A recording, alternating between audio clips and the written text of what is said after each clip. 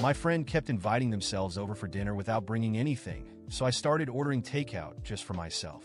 They whined, "Why didn't you make enough for me?" I smirked and said, "I didn't invite you. Let me tell you about Luana." Luana was one of those people you meet and think, "Oh, she seems nice." She had this bubbly, fun personality that made her easy to like at first. But it didn't take long to realize she was a freeloader in the most annoying way possible. I live in Asheville, North Carolina, in a small but cozy house I'm proud of. I've worked hard to create a comfortable, peaceful life for myself. Cooking dinner, sipping on a glass of wine, and watching true crime shows after a long day at work is my version of happiness. I'm a private person. I like my space, I like my quiet, and I love my routines. But Luana didn't respect any of that.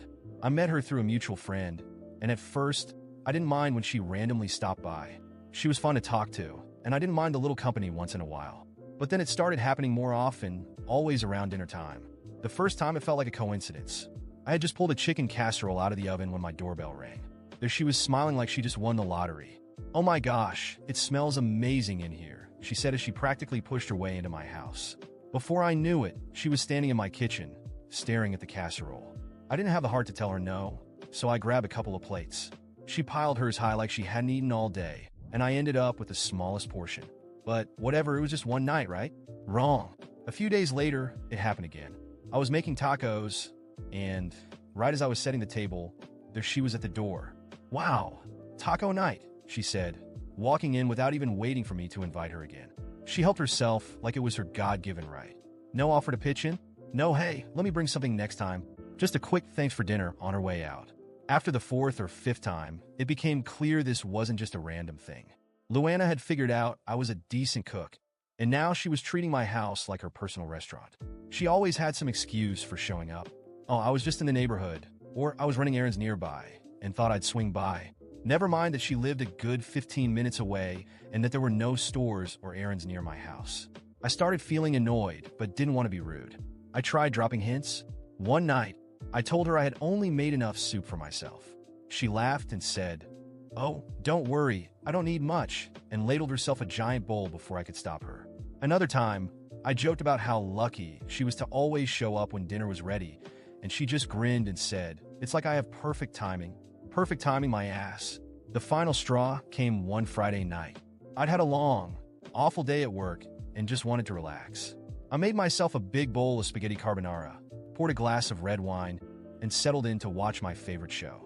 Just as I was twirling my first bite of pasta onto my fork, the doorbell rang. I opened the door, and there she was, holding a shopping bag. "Hey, I bought some stuff earlier and thought I'd stop by for a minute." She walked in without waiting for me to respond. "Oh, you're having carbonara. Yum."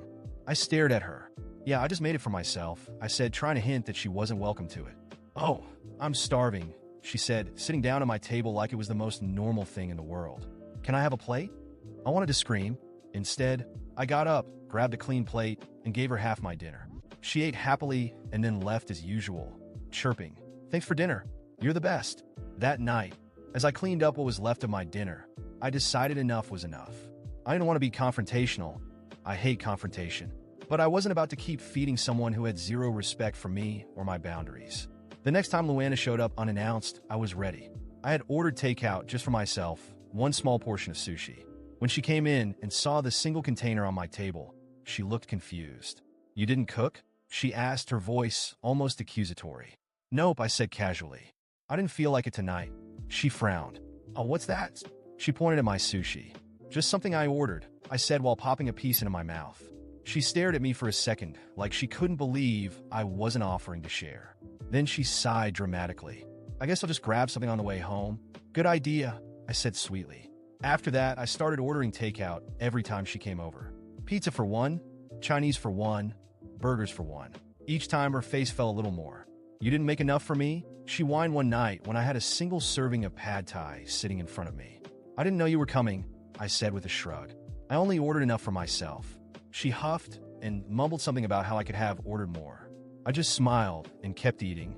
By this point, she was starting to get the hint. But she was stubborn. She kept showing up, and I kept ordering for one. I knew it was petty, but honestly, it felt good. I didn't owe her anything. If she wanted a free meal, she could at least ask first. Or better yet, bring something to contribute. Weeks went by, and Luana kept up her little game, but I wasn't backing down. Every time she dropped by uninvited, I had my takeout for one strategy ready, and every time she left looking more annoyed. I could tell she was starting to get irritated that her free meals were no longer guaranteed. But then she pulled a move I didn't see coming. It was a Wednesday night, and I had just gotten home from work. I was exhausted, running on fumes, and dreading the thought of even boiling water for pasta. So I decided to order takeout again. I grabbed my phone, placed my usual sushi order, and settled into the couch to wait. Not even 20 minutes later, I heard the familiar ding-dong of my doorbell. My stomach sank. I already knew who it was. I opened the door, and there she was, all smiles. But this time, she wasn't empty-handed. She had a grocery bag dangling from her arm. "Hey, I thought I'd swing by and surprise you," she chirped, stepping inside before I could say a word. "And look, I even brought some stuff to help with dinner." I blinked, unsure what to say. On one hand, it was the first time she had ever brought anything. On the other hand, it was obvious she was trying to weasel her way back into my meals. I glanced at the bag. Inside, there was half a loaf of white bread, a jar of cheap marinara sauce, and a bag of pre-shredded mozzarella. That's nice of you, but I've already ordered takeout," I said, trying to keep my voice neutral. Her face dropped. "Oh." Her tone went flat, but a second later, her smile was back. "Well, that's okay. I can cook this here, and we can eat together." She breezed past me into the kitchen, plopping the bag onto my counter like she owned the place. Now I was pissed. She wasn't just inviting herself over, she was inviting herself into my kitchen. But instead of exploding, I walked over to the counter, picked up her grocery bag, and handed it back to her. "I appreciate the gesture, but I've had a long day and really just want to eat my takeout and relax," I said firmly. She blinked at me, stunned. "Are you serious? I brought this all the way over here. I didn't budge, and I didn't ask you to." For a moment, she just stood there glaring at me.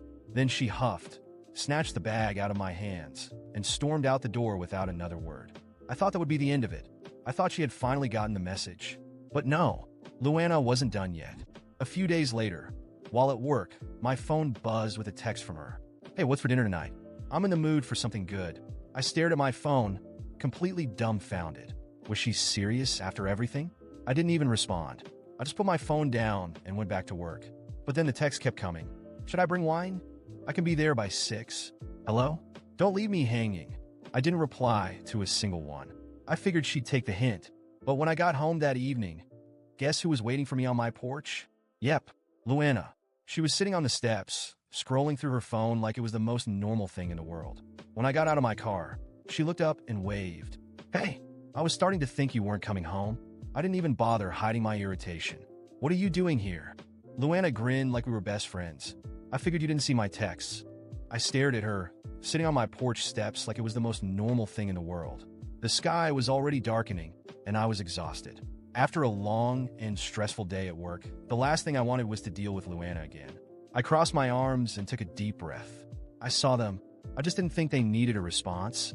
She let out a forced laugh and shook her head. "Wow, so rude. I just wanted to know what's for dinner tonight. You've been so selfish lately." My exhaustion instantly turned into anger. Selfish? Because I don't want you to keep showing up uninvited and eating my food without ever bringing anything. She scoffed and rolled her eyes. "Ugh, listen to yourself. You make me sound like a parasite or something. I just like spending time with you. But all you care about is money, food, and rules. Life doesn't have to be like that, you know?" I couldn't believe what I was hearing. Life doesn't have to be like that? Then how is it supposed to be? I work hard to pay my bills, buy my food, and maintain my house. And you think you can just show up and help yourself because what? Because you enjoy my company? She sighed like I was a child who just didn't understand. "You're a man. You wouldn't get it.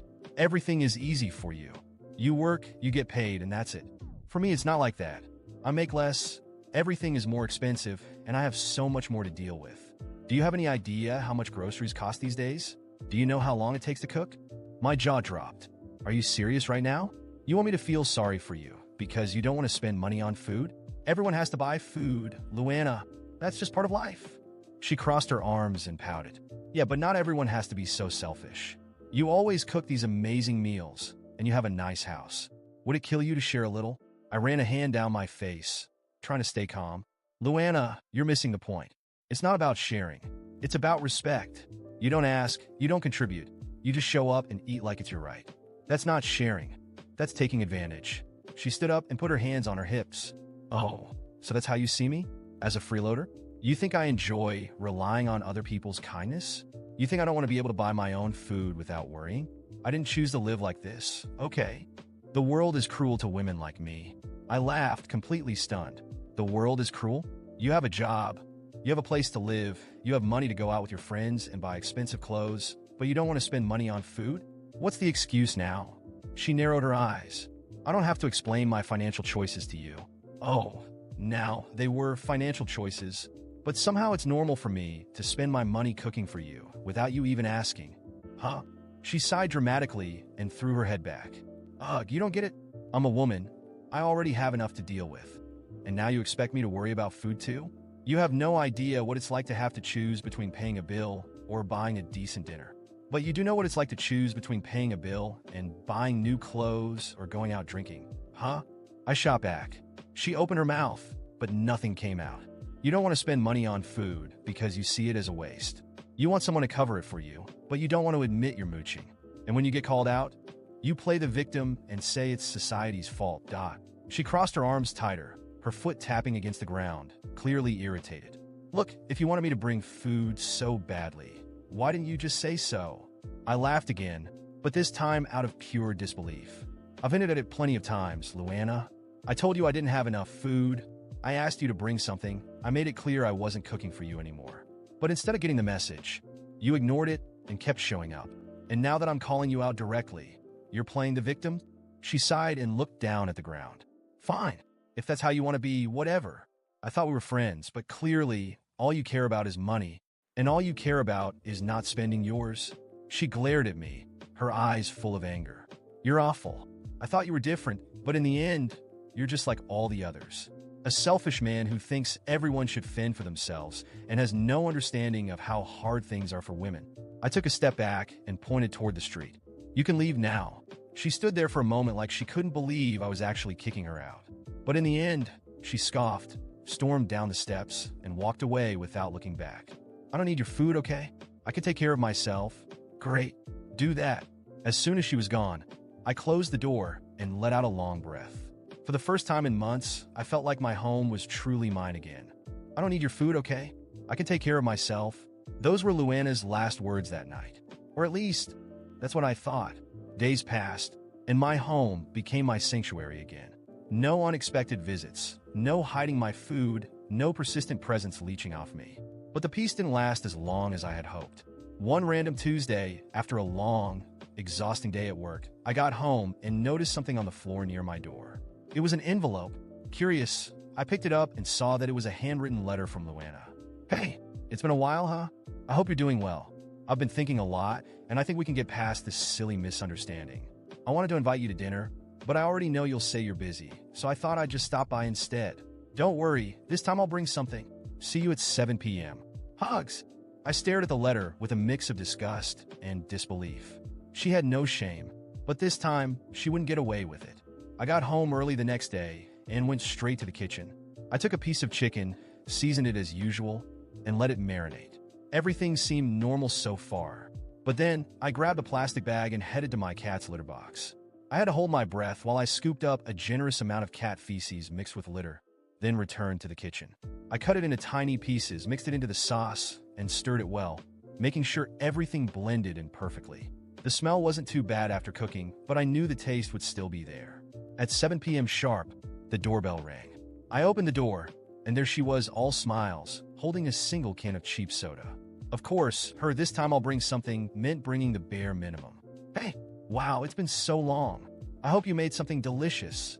I'm starving. I flashed my best fake smile and motioned for her to come in. Of course, Luana. I made something special, just for you tonight. She went straight to the table, as always, without even pretending to be polite or considerate. I grabbed the plates and served her first. It smells amazing, she said, already scooping up a big bite. Hope you like it, I said, barely holding back my laughter. She took a generous forkful and shoved it into her mouth. I watched intently. For a second, she furrowed her brows, as if analyzing the taste. But since she was always a cheap freeloader used to eating anything for free, she shrugged and swallowed. It's different but well seasoned. What is it? I stayed silent, just smiling. She took another bite, and another, and another. After more than half the plate was gone, I knew it was time. You really like it, huh? I asked, my eyes glinting with mischief. She smiled. Of course. You always cook so well. That's when I dropped the bomb. Glad to hear it, because the special ingredient was cat shit. Her plate flew out of her hands instantly. What? She screamed, her eyes wide in horror. I crossed my arms and kept my tone calm. That's right. You wanted so badly to eat here, to take advantage of me again. So I thought I'd serve you something special. She ran to the sink, spitting and gagging, frantically rinsing out her mouth. You're insane. You're a fucking psychopath. She screamed, spitting again. I simply shrugged. I tried every way possible to get rid of you, Luana, but you wouldn't take the hint. Now you finally have? She looked at me with pure hatred. You made me eat shit. Then she lunged at me. She tried to slap me, but I caught her wrist in midair. Get out of my house, I said, my voice low but firm. She struggled, spewing every insult she could think of, but I shoved her toward the door. Leave, now! She huffed, grabbed her bag, and stormed out, still spitting on the ground outside. Before leaving, she looked at me with pure disgust and said, You're a horrible person.